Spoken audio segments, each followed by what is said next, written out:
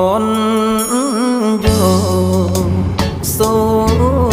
ชะตาเพื่อนพี่น้องไทยข้าโปรดปรา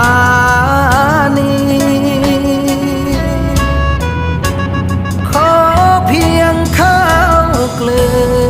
อช่วยเหลือทีไม่มีแล้วข้าวจะกิน